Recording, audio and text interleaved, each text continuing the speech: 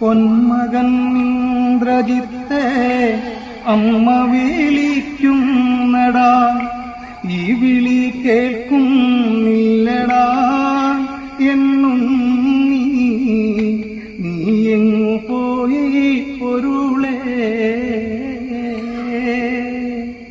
രണഭൂമിയിലോടിയണഞ്ഞ് മണ്ടോദരിയാകെ തിരഞ്ഞ്, കണ്ണീരോ പെരുമഴ പോലെ ചോരയിലായി വീണു കലങ്ങി.